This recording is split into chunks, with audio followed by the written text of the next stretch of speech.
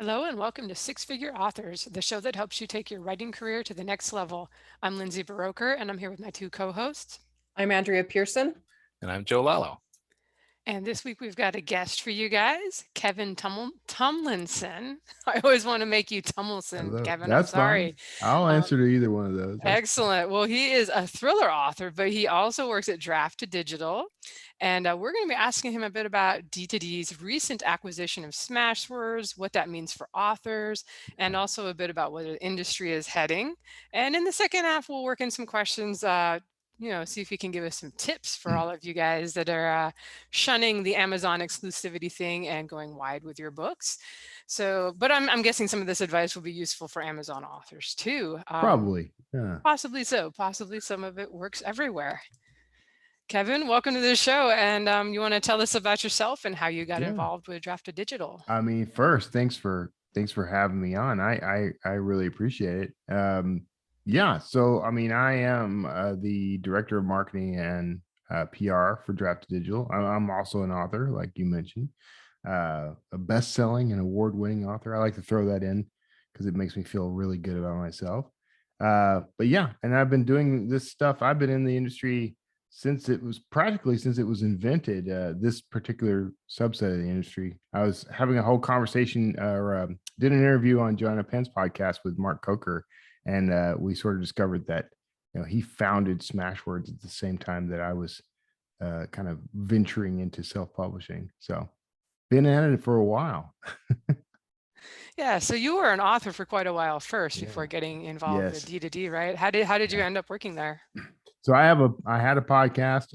It's kind of on hiatus right now, but I had a show called the Wordslinger Podcast, and I interviewed Dan Wood, who is currently the chief operating officer of Draft2Digital. Back then, I think he was. I don't remember what his title was, but he was kind of the representative of D2D on podcasts and that sort of thing. And I interviewed him, and after the show, I told him I had a copywriting and marketing business.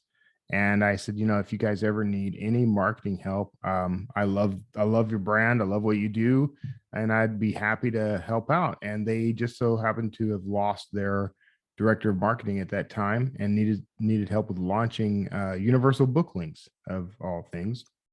So I helped them with that launch, and it just sort of evolved into me joining the team. That was 2016. So I've been with them ever since. I don't actually have to be with them. That's what's been really great about this is, the writing and the book stuff.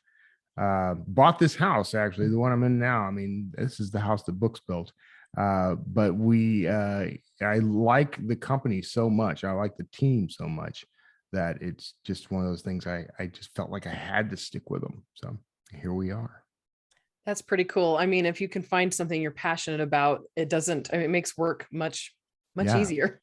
Yeah. And authors in indie authors in particular are something I've been passionate about for, I think around a decade now. So yeah, definitely. Yeah. So I wanted to know I've known who you are for like a million years, like the rest of them. But what is your story when it comes to publishing? Like indie, traditional, I mean, all of that. What led you down the path you are now at? I tell everybody that I wrote my first book at 5 years old. I wrote it on Big Chief notepad with one of those big fat practice pencils. And I started writing professionally at like 12. Started writing for the local newspaper and doing like a teen beat coverage kind of thing. So I've been paid to write for a very long time. My self-publishing career started as I had a traditional contract back in like 2006, and because I can do basic math, I started kind of working out. The contract basically made it so that I had to pay for essentially all my own expenses in marketing and travel. I had to do like this kind of a junket to promote the book, and I figured out pretty quick that the advance they gave me wasn't going to cover all that. So I actually, I couldn't. It was one of those things. It was one of those rare instances where success led to failure. I couldn't afford to follow through on the contract. So I actually bought out my contract on that. Had to sell my motorcycle to to pay the rest of it off because I'd already spent some money. But I paid that out and then ended up kind of thinking my career was over. And then like a year or two later, I kind of stumbled onto basically the new era of self-publishing. I came across Smashwords. I came across whatever the original name for CreateSpace was, and decided, I would give that a shot. And I sort of did it. My brother-in-law and I and a good friend, we all were working on what would have been one of the first web series. Basically, we were thinking, we'll create this series and we'll put it on YouTube because there was no Hulu or Netflix or anything at that point. And I wrote a treatment for the series and turned it into a book to kind of get my head around it, and decided I would publish that book. And that was sort of the start of the whole thing. So once I figured it out, I mean, that was it. I was in love with the whole process and owning it end to end. That's excellent. It's funny, like a lot of people who get started in self-publishing got started there because they failed to get a traditional thing. Mhm. I honestly think that if I succeeded and discovered that I couldn't afford to be a traditional author, I probably wouldn't have gone self-pub, because I would have assumed, well, I got to the end point and it was not like Yeah. what's self-pub going to do for me? Like I probably wouldn't have a career if I'd succeeded. That's the great irony, is that I've probably spent 4 times as much in self-publishing and promoting myself in the first couple of years of doing it than it would have cost me with the traditional contract. So yeah, but and I'm not I don't want to down traditional publishing, by the way. I mean, I do think as an author, you make a lot more money as a self-published author, and your chances are much higher for your success. But I wouldn't necessarily turn down a traditional contract. I've kind of toyed with. I've had agents approach me. I've had publishers approach me for things, and the deals just were never quite right. But if the deal was right, I'd probably do it, just because I would look at it as a marketing venture, honestly. Yeah, it's got a somewhat separate and non-overlapping audience that you can access. Yeah, It's like people who are exactly. gigantic on YouTube and then go for a TV deal. Yeah. All right, but we're gonna move into our next little section here, which is Yeah. sort of the Draft2Digital Smashwords merger and future of authors. I got first question on it. I'm a Smashwords author from way back, since 2010-ish. Yeah. And as such, I have not had a lot of experience with Draft2Digital. I've been Smashwords the whole time. Can you talk a little bit about what changes fans of either service can expect? Yeah. We're going to take the sort of best pieces of both platforms and meld them together, and that sounds easy. It will be challenging, and it's going to take a year or two to kind of get our feet under us. But we're already starting to integrate certain things. But on the Smashwords side, Smashwords publishers get access to a lot of the tools that we've built over the years, like access to our automated in matter and publishing tools and templates and things that we do, the books to read, universal links and things like that. But one of the things that Mark Coker was very excited about was access to D2D Print, which is our print on demand service. Is currently in beta. It's not going to be in beta for much longer, I can tell you. I mean, that's what we've spent the majority of the past 2 years working on and getting right. And the only reason that it's in beta is because we were basically transitioning between printers. And so we wanted to make sure that, we didn't crash the thing while we were testing it, but it's a fully functional print on demand service. Is what I've been using for like 2 years now for all my print books. But so Smashwords authors gain access to that kind of stuff, and vice versa. Draft2Digital's authors, we're going to gain access to things like the Smashwords store, which I'm incredibly excited about. I can't wait to see that meshed with books to read. Like I just think that's a natural fit right there. And the Smashwords coupons, that's something that our authors have asked about. Famously, our CEO, Chris Austin, several years ago, actually before I started with Draft2Digital, had made a promise that we would introduce coupons. And then it sort of turned out that it was just too challenging to pull off. Like there was no real way for us to pull it off. And so now we'll actually be able to follow through on that promise like 10 years later. But things like that. And Smashwords, Mark Coker has been pursuing the Smashwords pre-sales as a patent. And that's something interesting that I'm looking forward to kind of playing around with. And that's the ability to sell your books before they go, the pre-order releases, sort of a direct sale kind of thing. And that's the sort of things that are only possible because of the Smashwords store, So all those things, Smashwords authors are going to gain all the Draft2Digital options. They don't have to use our automated formatting and templates and stuff, but they can if they prefer to use the meat grinder, which I'll be honest, hoping we're going to rename. But if they're going to use the meat grinder, if they like that and like manually formatting, they still get to do all that. So yeah, it's sort of interesting to watch. We've worked in parallel all these years, these two companies, and there are things that were, as Mark says, duplicative.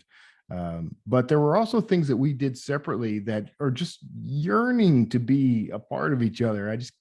It's like the romance for the ages, I'm waiting to see what we produce when we sort of put this peanut butter and jelly together. So yeah, I think I answered your question in there, somewhere in there. Okay. I'm really excited to hear that coupons are not going away, because that was one of my favorite parts of being a Smashwords author, was using those coupons. They're fantastic. And I do have to say, this is having Draft2Digital buy or acquire Smashwords is it feels like a really, really nice fit. And it kind of, I'm wondering about the authors. Like, I use both Draft2Digitals and Smashwords, almost equally. I did have a merchandiser with Smashwords, but I'm just wondering if the authors, you're like, I hate Smashwords. I wonder how they feel.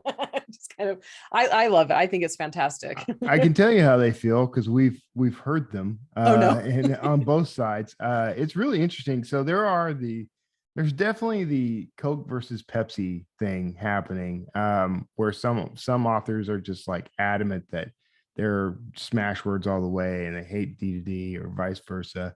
But I think that's the change gnomes, right? That's the change gremlins. People don't like change, and I get it. There's certain aspects of this that are going to be kind of painful for some authors. Not really that they're losing. No one's losing anything. That's what I think authors really need to know, is that nothing's going away. In fact, it's only enhancements going forward, because that was the whole point of the acquisition and the merger, was we saw the strengths. Each of us saw the strengths the other had.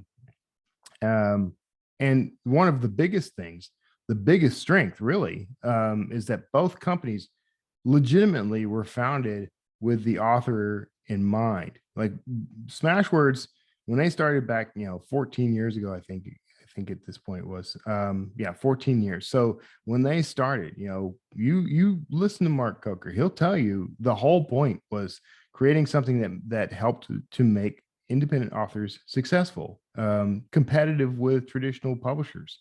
That was the exact same premise behind Draft2Digital. Both companies were founded by authors. Both companies employ authors. Both companies understand authors from the genetics up. And so no one's losing a thing in this. The erotica authors, I think, are the most worried. And I think it's because of certain misconceptions about Draft2Digital and our policies on erotica. Like we've never tried to enforce like personal views on erotica or anything. And I think that's where people think we are. The only thing we ever enforced was when our retailer said, we don't take this. If they don't take a certain type of erotica, then we can't deliver it. And we are stringent about that, because we can't jeopardize that relationship with that retailer, or all the authors get screwed. So I think that over the years, there's been certain opinions formed about us based on that stuff, and people are worried about it. But the reality is, we're not kicking out any erotica authors out, or any authors out. The whole point is to be much more inclusive, and so that's what we're doing. That's really awesome. You did mention, I mean, or I mentioned, I can't remember. I'm very tired today. I don't know got you. who I said feel it. you. Yeah. But okay, so yeah, I mentioned it. I had a Smashwords merchandiser, who would reach out to me every time there were promos across the different retailers, and he got me in a whole lot of really awesome ones. And then my life fell apart and I moved all my books to KU because I couldn't manage my business anymore. Yeah. Yeah. Which was really, really a really tough period of time. But anyway, so I'm looking into going back wide again. But for those who have merchandisers with Smashwords, and I'm not assuming I still do because, it's been 2.5 years, but how will the acquisition affect them? Are those people still going to be there? Like Kevin, and all these really awesome people who work over at Smashwords. I mean, how does this affect that end of things? All that stays. Like no one is leaving the company, at least not because of the acquisition. I mean, if someone leaves, it's because they chose to, or they pulled a knife on somebody or whatever. But right now, everyone you've come to love and depend upon in either platform is still there, and is still there for the foreseeable future. That was one of the great things about this deal, by the way, was that the two companies are essentially coming in intact. And it was a no cash deal. It's all, it's all about merging, really. I mean, it's called an acquisition, but it really is sort of a merger. We're merging the resources and cultures of two very like companies. We've been talking now for the year. Here's what's amazing to me. This started in November of last year. With an email, right? Chris Austin emails Mark Coker and says, I still think that together we can do something for the indie author community. And that was the line that caused Mark to start talking. He's had people approach him for acquisitions and things before. And that really, from what I gather, was not necessarily what Chris Austin was asking about. That's what's kind of funny. It seems to me like Chris was saying, hey, why don't we work together? And Mark's like, hey, why don't we join forces? That's what it seems to have come to anyway. Well, it's good when things come in from both sides like that, Yeah. It definitely leads to a more balanced output. I remember I first encountered Draft2Digital. I went to a Book Expo America one time, and well, 2 times. And I remember I was like, oh, this is like Smashwords. I use the phrase, this is like Smashwords. Yeah. And I talked to the folks that were there. One of them, for all I know, may have been you. My memory doesn't work that way. But I understand. And I was just like, well, did they this? And I checked off everything except for coupons and storefront. And I was just like, all right, cool. And I remember when I got to coupons and storefront, like they were, the representatives there were like, like they were fully aware that I finally found something that wasn't on the list. So yeah. Again, at long last, it's going to be a part of it. So you'll find a lot of my questions here are kind of nuts and bolts questions because, okay, indie authors are doing everything themselves. So you sort of got to know this stuff. That's fine. Smashwords users and Draft2Digital users obviously are used to working on a different backend. They have different logins and all that stuff. Like once the merger is complete, is everyone going to be like, well, we'll start with, are you going to get a new login if you're a Smashwords person? So there are logistics like that we are still working out. Like what's the best way to handle that?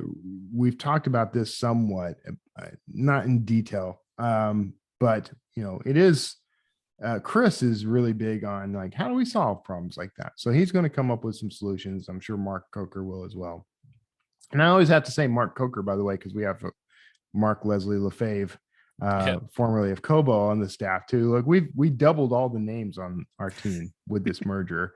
But anyway, what it looks like is we'll probably eventually find a way to merge the two logins, and everybody just uses the same login. They get access to everything. When that happens, that's the big mystery. And it's possible that we might have to change certain things about that as well. But right now it looks like everything's pretty copacetic. I don't see anyone having to make major changes to how they access the system that they're used to. We will be updating the Smashwords like user interface and and the whole user experience, though. I mean, that's like number one on the list. That's certainly one of the strengths that the Draft2Digital has over Smashwords. Yeah. Just the general UX is a lot more modern and user friendly. And the other question I would have in this sort of area is, there are authors who have books in both Smashwords, will have accounts in and books in both Smashwords and Draft2Digital, and they're just, you know, switching off and on different distribution partners to avoid overlap. So what are we gonna, what is going to be the result of people who have already are on both services? Like, Yeah.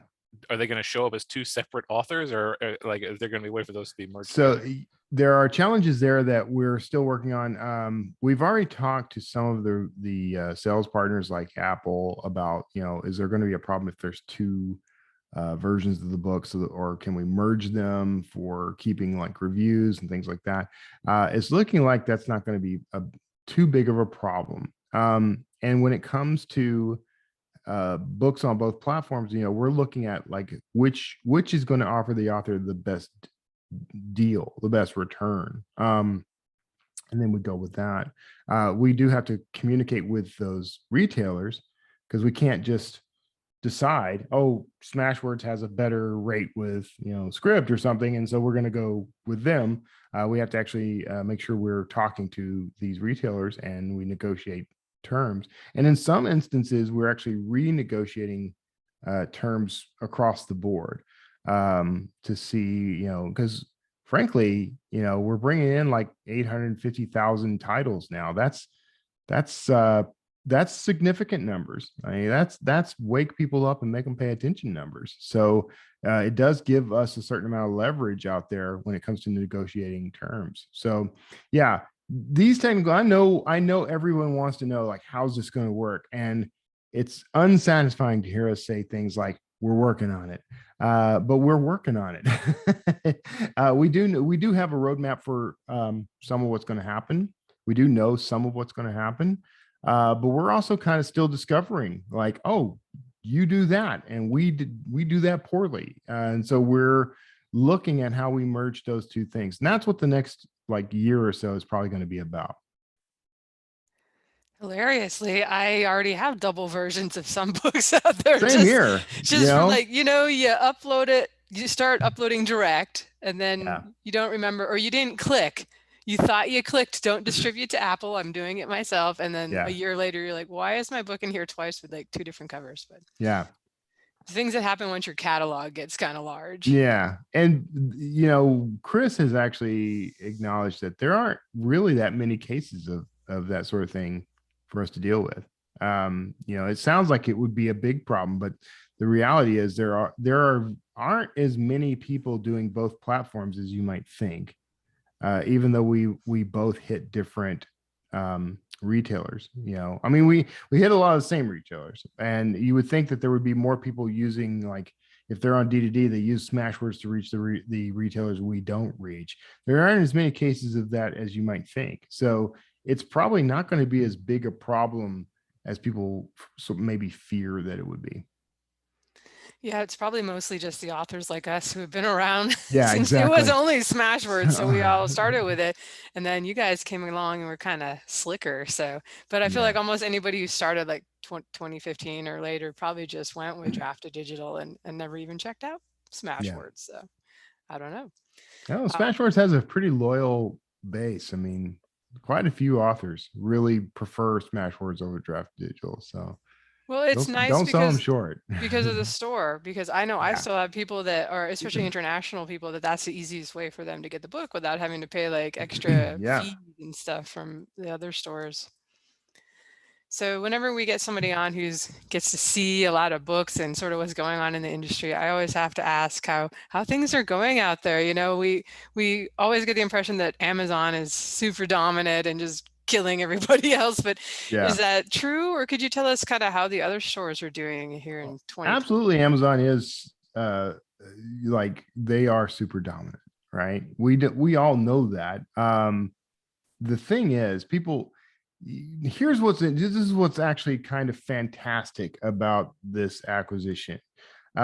Together, Draft2Digital and Smashwords now is in the position of, we will know more about the self-publishing industry than literally anyone else on the planet. Like no one else is going to have the kind of data that we have. No one. And so, except perhaps Amazon, and Amazon ain't talking. So for the first time in our history in this business, indie authors will start to be able to see some of this data that they've never been able to get out of Amazon.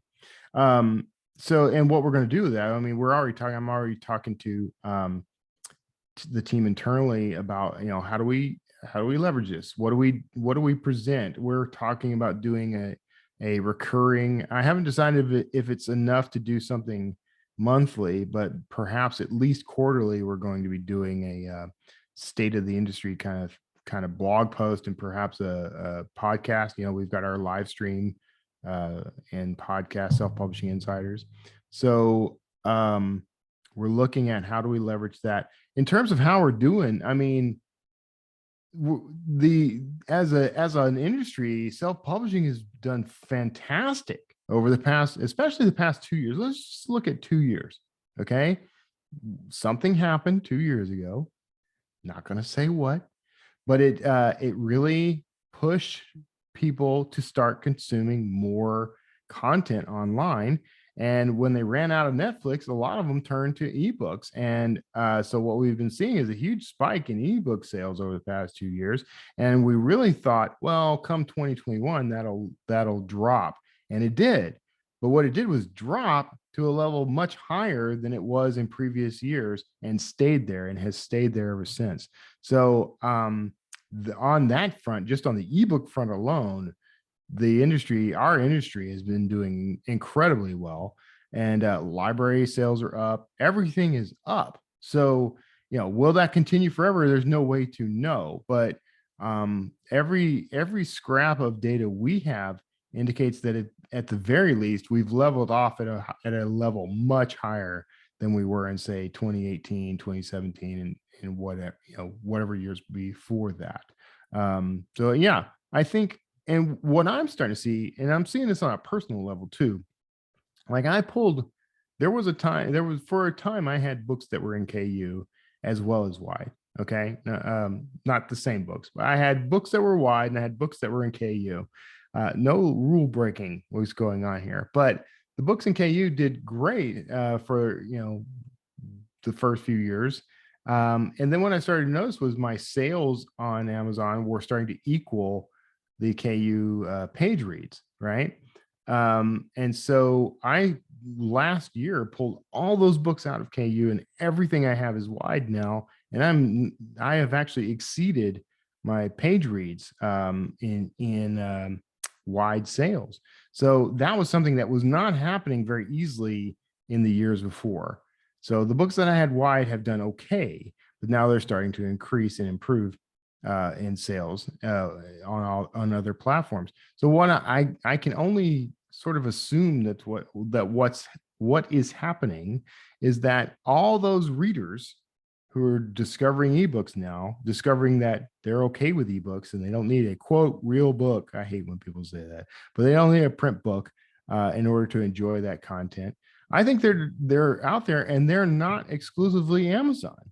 I think we're actually seeing an awakening of readers on other platforms. So, you know, I don't know what your sales, Lindsay, you probably lap me in sales by several $1 billion. I don't know, but I know that you have a huge audience. I don't know how great you do wide, but I bet I could put a bet on it that you are doing better wide now than you were 2 years ago. I'm actually not, but that's because I've been that bet. making more series exclusive with Amazon, and I've been slower to pull them out and make them wide. So I've seen things drop off. So I don't really know I don't have my finger on the pulse. And I'm curious, I don't know if you can tell us this, like which store is like your number one. I assume you guys either don't distribute to Amazon or it's more limited. But we do. Okay. Yeah. Aside from Amazon, if you can say like, is Apple, Dog, or... I can't give like specific numbers or anything, but Apple is definitely actually our highest retailer in terms of sales. Amazon is actually very low from our platform because most people go direct to Amazon. I think Kobo is the second highest at this point. So, which actually reflects in my personal sales too. Like, there's Amazon top of the top rung, and then Apple, and then Kobo. And unfortunately, Barnes and Noble has just sort of been slowly, dwindling and getting smaller and teenier and teenier. And I think that's because they just, for whatever reason, they reject ebooks altogether. I don't think they see it as a viable business for them, or they don't want it to be a viable business for them.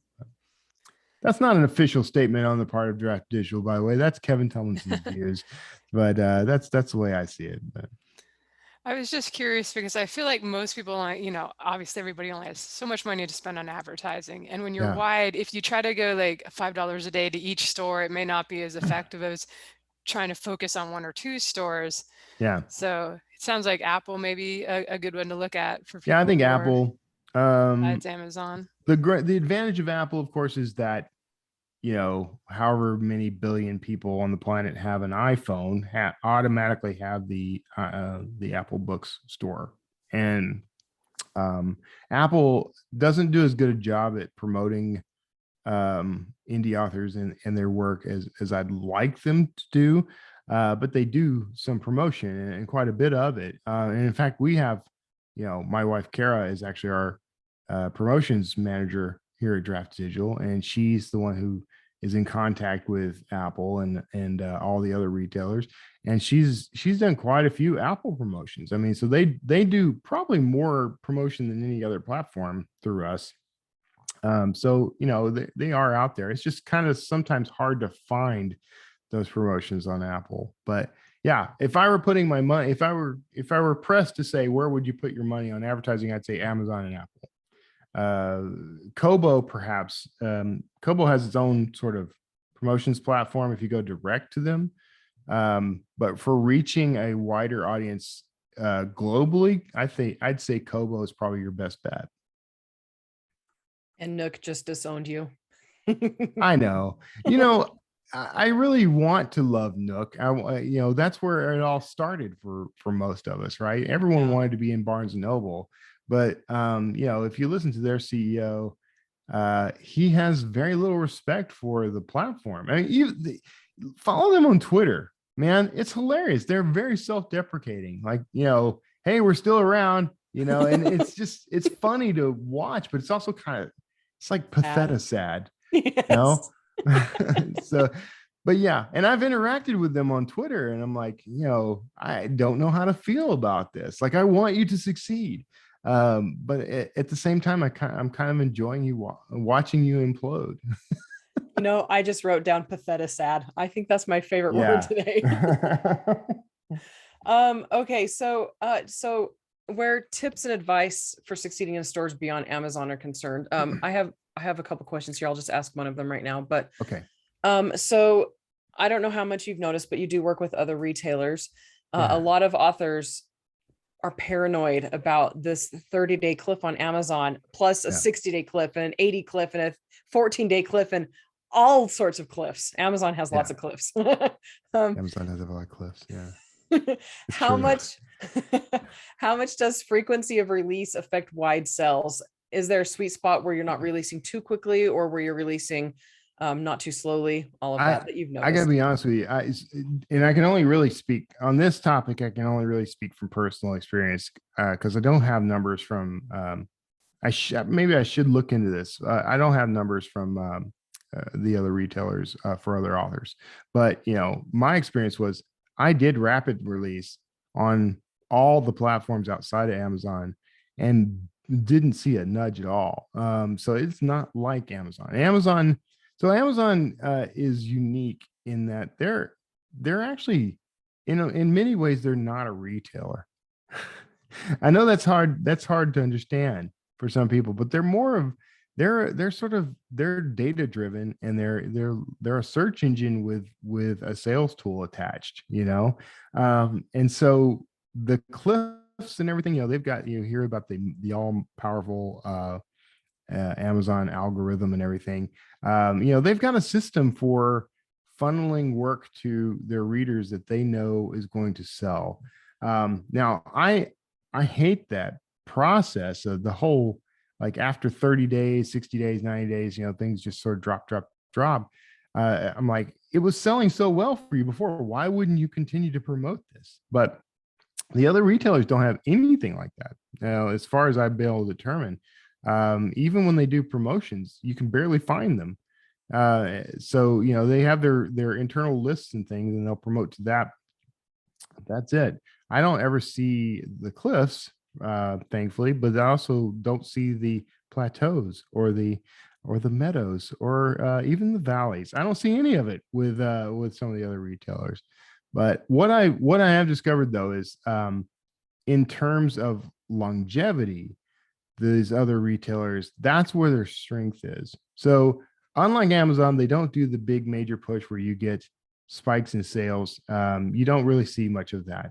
But what does happen for me is the more books I put out and the longer those books are there, the more of a return I see.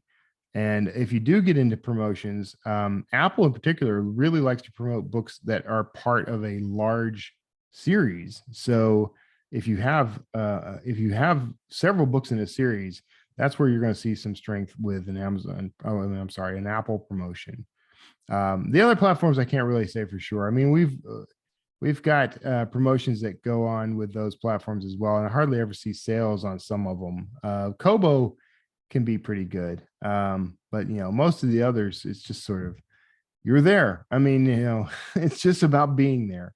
And I'm a big fan of put your book out there in as many places as possible, even if it's not selling. I've never understood, by the way, this is a pet peeve of mine. I've never understood the authors who are like, well, I wasn't getting any sales on that platform, so I pulled all my books, like, okay, well, now you're not getting any sales on those platforms, and you won't because you don't have a book there. So that's never made any sense to me. That's stupid, by the way. If you're doing that, that's stupid. I don't mean to make you feel bad about yourself, but you should feel bad about yourself because that's a stupid thing to do. Sorry. That's hilarious. That is my pet peeve. I just can't stand it. Yeah, it's very strange. Particularly, it's not like it's costing you money. Like if it was costing you money to be listed Right there and you weren't making any money, then delist, I suppose. Absolutely right. Yeah. Yeah, and also you're talking about like putting your stuff everywhere, and also just echoing back to things that Smashwords offers. I had a long exchange with somebody, a fan who got a hold of one of my paperbacks and really wanted to read all of my books, and not everything I have was available in paperback at the time. So they were like, I need to find a way to read your ebooks, but I am vision impaired. Like I was using a magnifying glass to read the paperback. I need something that works with screen readers.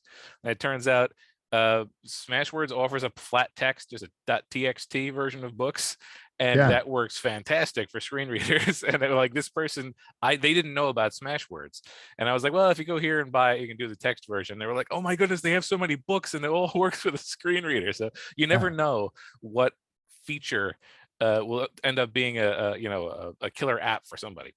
Yeah. And that's a good point. And those are the little things about this merger that are kind of, I don't know, almost heartwarming in a way, because those are features that readers and authors alike have come to depend on. And maybe it were a reason they didn't use Draft2Digital, and vice versa. There's got to be something that Draft2Digital did right that Smashwords authors will love. But that stuff isn't going away. It's becoming part of a bigger ecosystem and, a greater offering. So that's what's really great about this is, we always talk about how we're in this for the authors. The proof of this, by the way, is our business model in particular, because we both companies settled on a business model in which we make absolutely zero for our work. We make nothing at all for our work unless the author sells a book, right? And any tool that helps readers discover, purchase and read and enjoy those books and discover their new favorite author, any tool that does that is just flat out amazing, and is exactly why we are better together than we were as separate companies.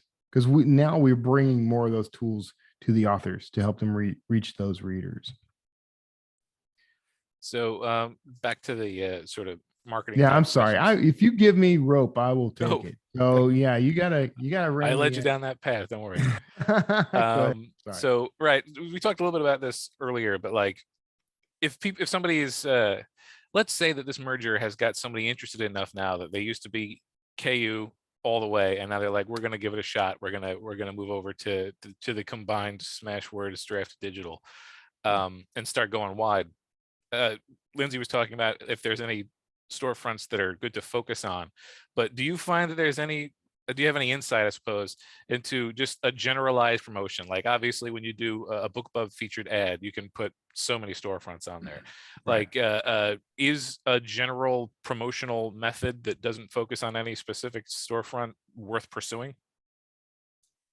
I don't know that I fully understood the question. I'm sorry. Instead of focusing on just one storefront, like again, as Lindsay was saying, like Apple's gonna good return on investment. If you instead just primarily are running ads that go to, like, say the books to read link that goes to all of your stuff, like, is there value in just pursuing that completely generalized thing where you were targeting wide as a cohort as opposed to almost all my advertising is focused like that personally, right?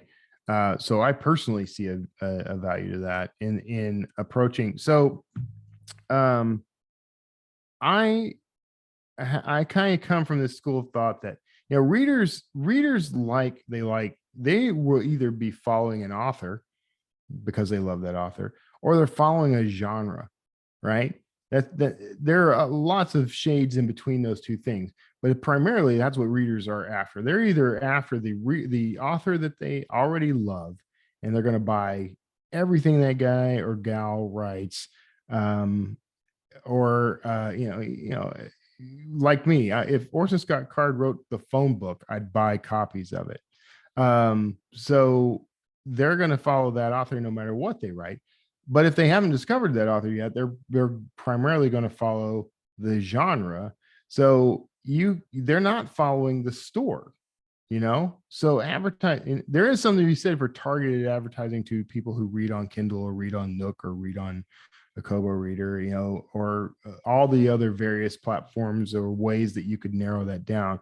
That's a very specific way to advertise, and it's effective. But you can be very successful advertising to readers of a specific genre in the same way. I mean, you can niche down. Like if you're a sci-fi reader, you may not care about sort of the sweeping epic sci-fi and be much more interested in time travel stories specifically, or, you know, alternate reality stories or whatever. So what you can do is identify the things that are unique about your work and target that instead of targeting readers of Amazon or readers of Kobo. You know, target the interest of the reader and get them fired up about that. And then when you do that, using a tool like Universal Book Links is a no-brainer, because you're going to hit all these readers, and no matter what platform they're on, they'll be able to find the book. So I'm actually, from a marketing perspective, and marketing just happens to be what I do, I'm much more interested in narrowing things down in that way. You can argue either way, by the way, which one is more effective. But my argument is, why target a retailer? Because over time, that retailer could disappear, could fall out of favor. You know, look at Nook. You know, I don't know how much longer that's going to be around, to be honest. I mean, the way they're running it, who knows? And in 5 years, there may not be a Nook platform. And what happens to all those readers at that point? They're still going to want to go read the latest Stephen King or Lindsay Broker, or whoever their goddess of an author happens to be. They're going to want their dragon stories, damn it. And if they can't get them on Nook anymore, they're going to go to the next best platform, which is what? Might be Amazon, it might be Kobo, you don't know. But if you're targeting interests over platform, then you don't have to care which platform they're going to pick. That's my take. Yeah, I think my reason for wanting to go straight to the platforms is that we would talked about this last week. David Gogren had actually mentioned it. Like the stores like Amazon have really they know how to convert, Yeah. versus landing on the books to read thing. It's great. They're all there, but it's not, I don't think the blurb is even on there, is it? Yeah. Is I it think, now? I haven't looked on for the a while. books. Okay. So on the sort of intermediary page, no, but maybe it should be. But see, here's the thing. Here's what I think. Authors should be reaching out to us to say, if you had the blurb on the books to read link, it would help with conversion or whatever. And maybe there's a way for us to A/B test that. We don't do a lot of A/B testing right now, but maybe we should. And so when we get feedback like that, though, that's when we start putting those things into action, and we can improve it. And what I really want authors to know is that all those tools, they're not our babies. They're for you. You should help us shape them to be what you need it to be. Anyway, that's off track. You've got an absolutely valid point. I would never argue with David Cochran on anything. I think his beard would eat me, but he's got a very good point in that these storefronts are where they are because they know how to do this conversion. They know how to get readers to buy. And so maybe that's something that we need to learn, but we can't learn it if nobody's using the tools. So, help us out. Well, and everything's gotten so expensive, when you're paying per click that you really want to convert as good as you can. I absolutely understand that. If it's in your newsletter or your Facebook author page where they're already fans, just here's the books to read link and they're all in there. Yeah. But it's a tough world. It's gotten crazy. And on that note, are there any mistakes that authors are making that you're seeing on Draft2Digital that they could be doing better to give themselves a better chance when they're on Draft2Digital specifically? Or when they're sending them out into the world?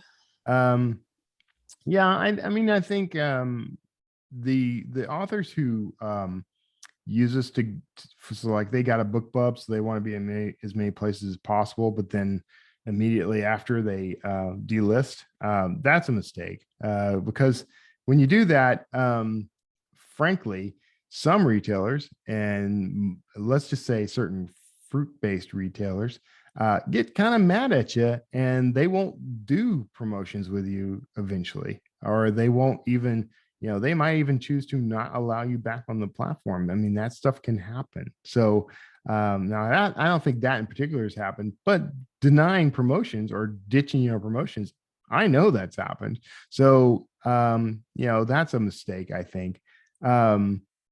The whole, I'm not getting sales there, so I delist, that's a mistake. I'm not going to libraries because libraries are stealing or whatever, that's a mistake.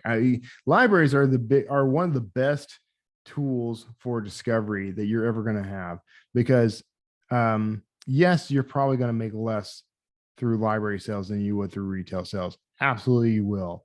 However, almost everyone I've ever known in my life discovered their love for reading at a library first, and they discovered their authors they love first. And so I'm poor and I can't afford to buy books regularly. So I go to my library and check it out. But when I've got a better job, I've got an upgrade in my life, I've discovered, these authors that I love through the library, and now I'm going to go buy their books. I mean, what I think the biggest mistake authors make is they don't think in terms of the long game. They want to pay off now. They want, to make the money now. I understand that entirely, but the authors who learn and know how to play long term are the ones you end up knowing for decades. You end up seeing them around forever because they're the ones who survive. There are so many authors I think just burn out really quickly, never see the kind of success they probably could have seen, because all they were concerned about was, I need to immediately start making money on this book that I worked so hard for. I get it. You work so hard to write that first book, first 10 books, whatever. That's a lot of work to put in to maybe get $100 a month. But if you're thinking long-term and wide, you've got greater longevity. That's just opinion, I guess, but I'm starting to kind of see it play out. It definitely played out for me. Like, that's how I ended up being much more successful than I was the first like 5 or 6 years of my career. But I'm seeing it play out with authors on our platform too. Some of the authors that started with us early, who were just dedicated to being wide early, there's some who are doing extremely well at this point, like 10 years in. Like we're celebrating our 10-year anniversary in March, right? 10 years in, we've watched some authors grow from 0 to hero over that time. So it does happen. Yeah, back to the library thing. I practically lived at the library. Yeah. It's like I can't even imagine not being okay with libraries, I don't get that either. No. Did you have that fear when you were a little kid, like that you weren't supposed to be in certain parts of the library? That's what I had. Yes. And when I was like 12, 13, I was reading, like Tom Clancy and Yeah. like Michael You felt Crichton. dirty. That's probably Yes. why you fell in love with it, right? Yeah. Oh, I'm getting away with something I'm not supposed to. I'm in the dirty part of the library.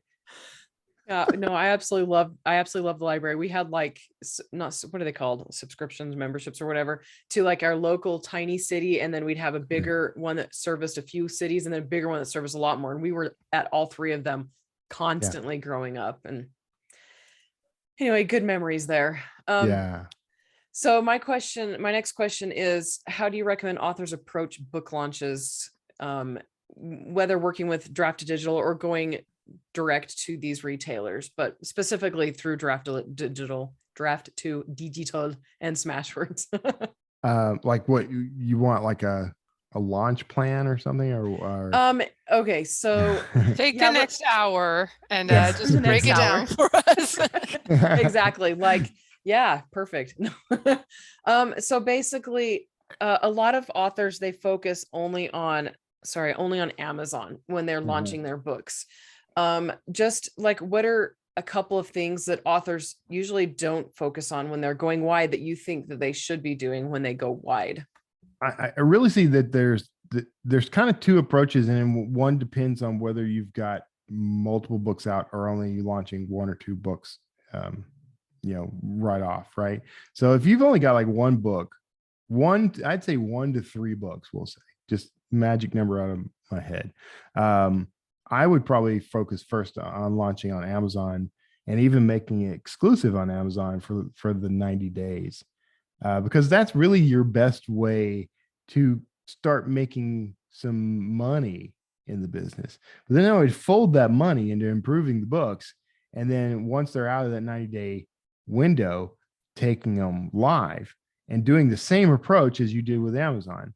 Like it's hard. You could do pre-orders, right? Not every storefront does pre-orders, but through Draft2Digital, you can set a release up to like a year in advance. And some retailers do have pre-orders. So that's what I would do with just like a couple of books or 3 books, is use Amazon for its money, and then and also to work out the kinks, right? Like you learn a lot about a launch, you learn a lot about what readers like and don't like. You'll get lots of feedback and reviews and things that you can use to shape the book. So it's like a beta test for the book, right? A beta test that can pay you money.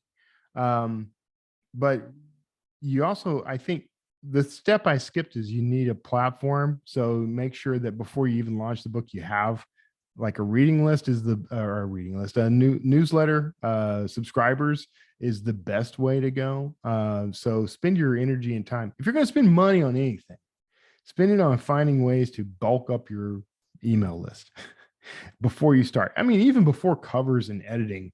I know that's sacrilege, but before you spend a dime on either of those things, look for ways to build up your reading list. And if that means giving out short stories or begging and pleading people to get on the list, whatever it takes, get that mailing list up to speed. And then when you do your launches, no matter what your platform, you stand a better chance of success.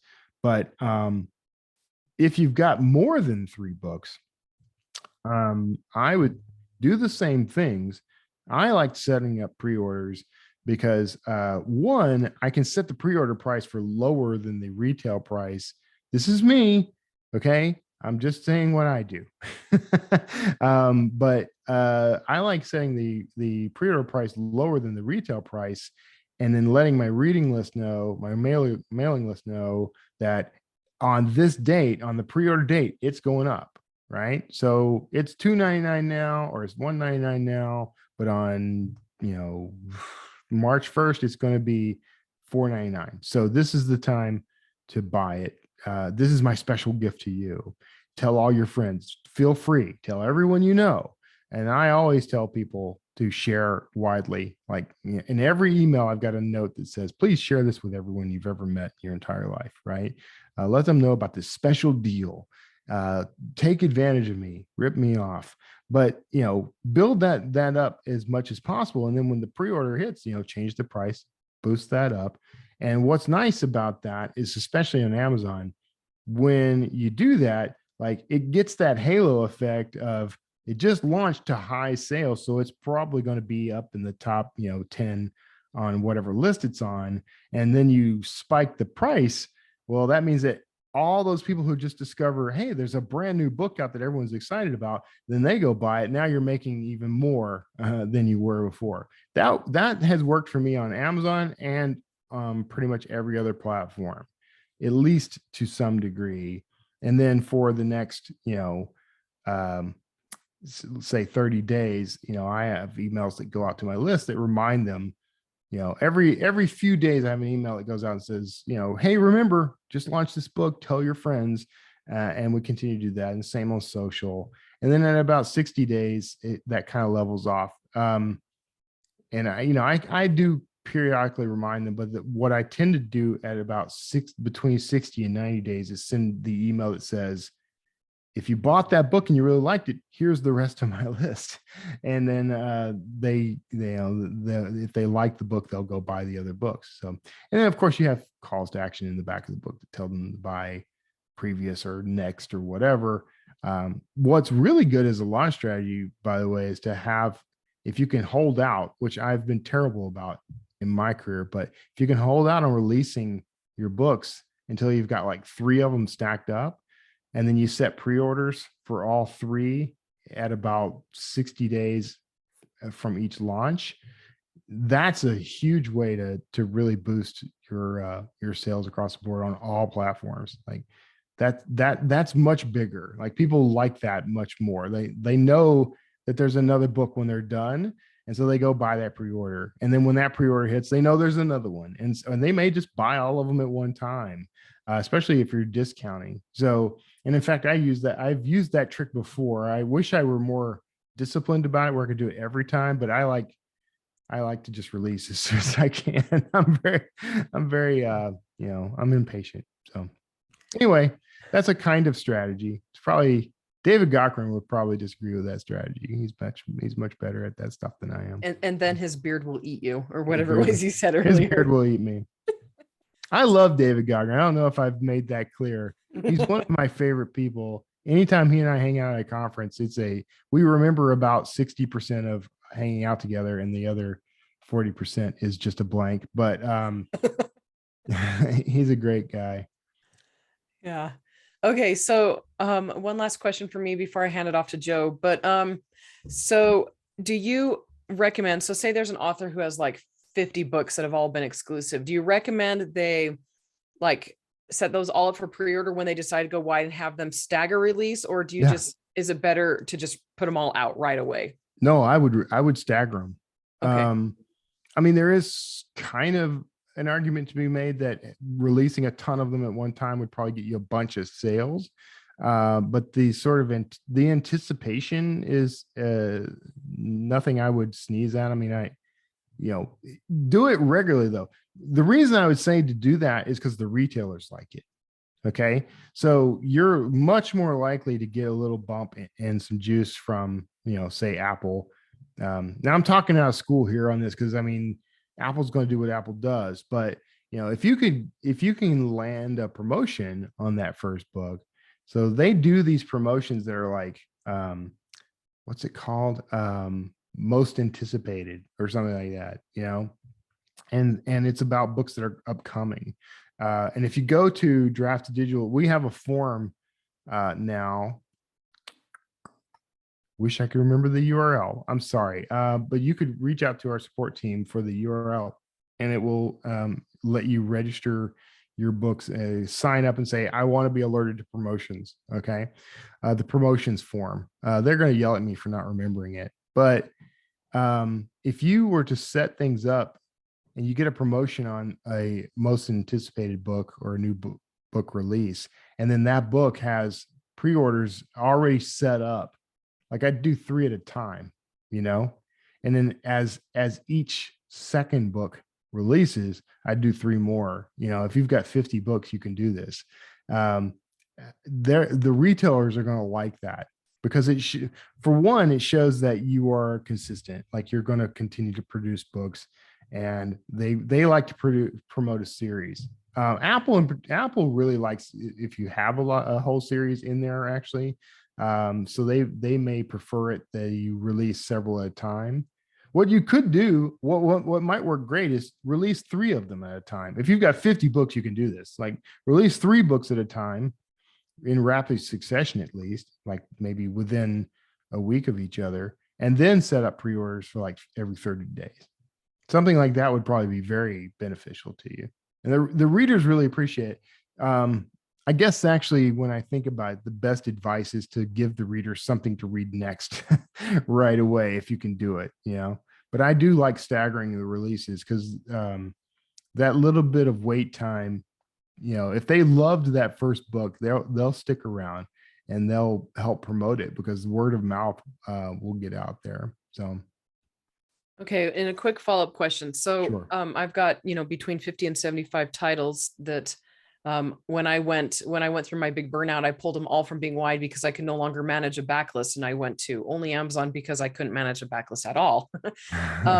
My goal is to go wide again in the next year or two. Yeah.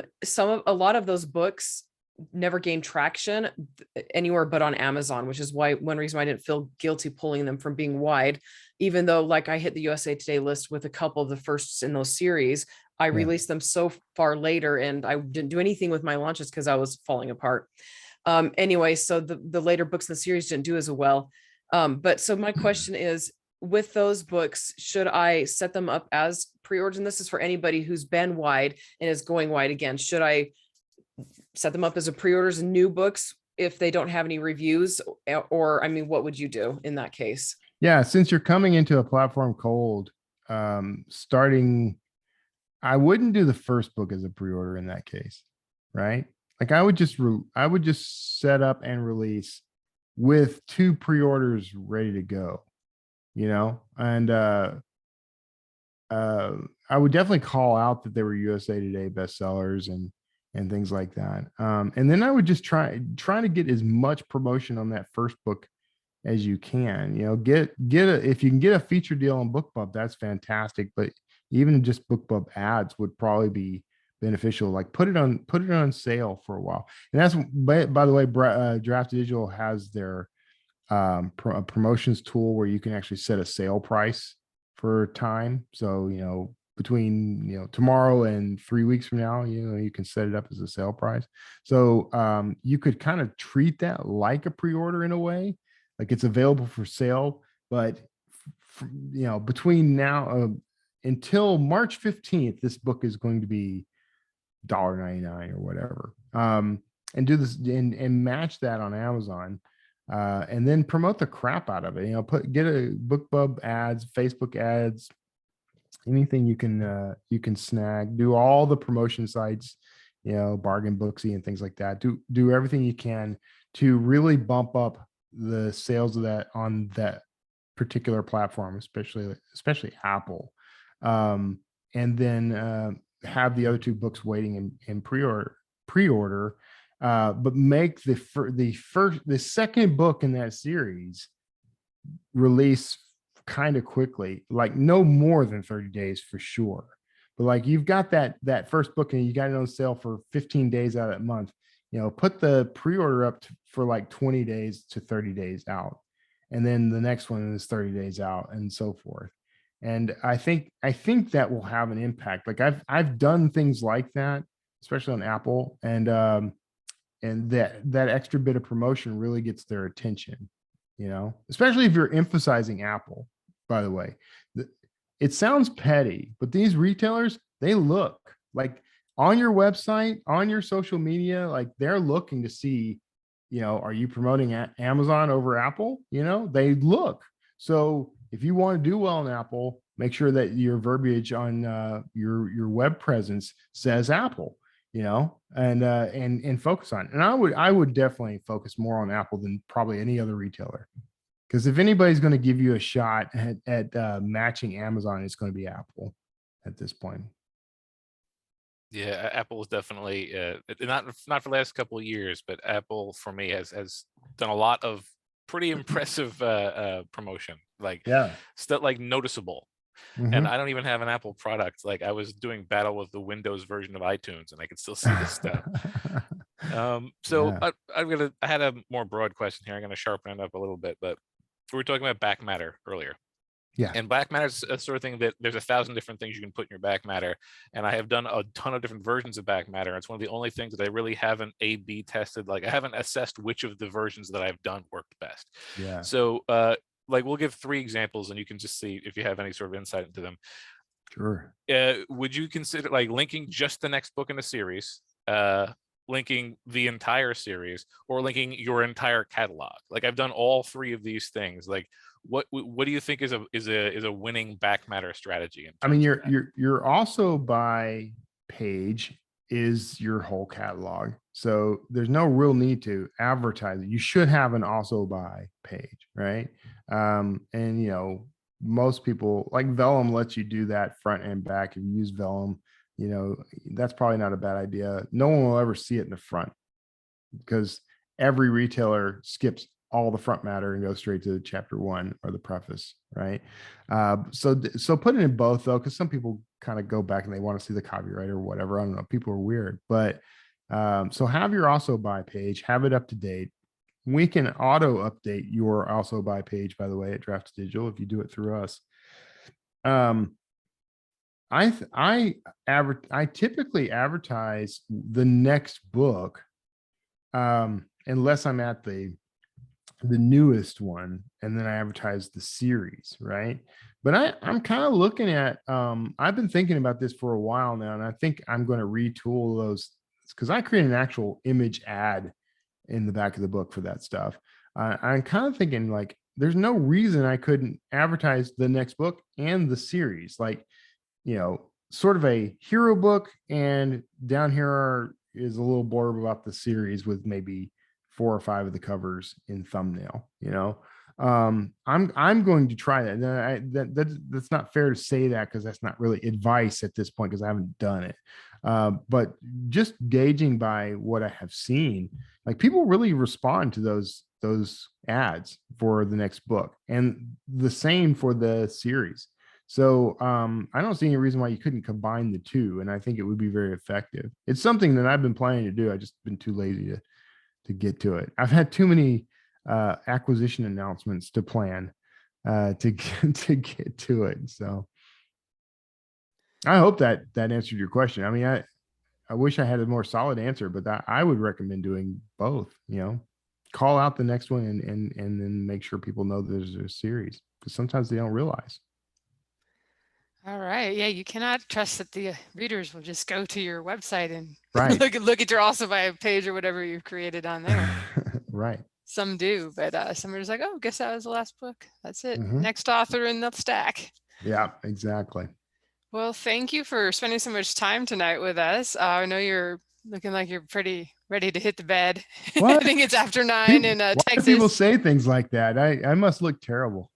You were just gazing longingly toward like where your bedroom probably is. I'm definitely an early person. Like I'm an early riser, so this is my turn into pumpkin hour around 9 o'clock. So yeah. Well, thank you for all the information today. And do you want to let people know where they can find Draft2Digital and also anything about you're a thriller author? We have some thriller readers possibly in the audience if you want to read your books. Yeah. Well, Draft2Digital, it's draft2digital.com. That's draft, the number 2 digital.com. Although I think we have the near miss. So however you want to spell it, it's probably fine. But we have that number 2 in our name. That's going to be all things. And there's all kinds of things that are very useful for the authors there, including our podcast and live stream stuff. The blog is really on point. So if you are looking at getting into the business or you want to improve what you're doing, I think that's a great resource. And then if you're interested in me at all, kevintomlinson.com has all things come to, including Draft2Digital. So you can actually find it through there if you want. But yeah, go check it out. Drop in, use the contact form, say hello. I will say hello back. But do you have an 800 number? I think we were talking about that before we hit record. Yeah, that might have been before. Yeah. So yeah, I need an 800 number. I have a number that I used on my show for a long time that no one ever called. So maybe I could, repurpose that. Give me a shout out. Awesome. Well, thank you for the information. And I'll also put the links to your site and Draft2Digital on our website if people want to check the show notes and surf on over there. sixfigureauthors.com with the number 6. Thanks, everyone. Y'all later. So long, everybody.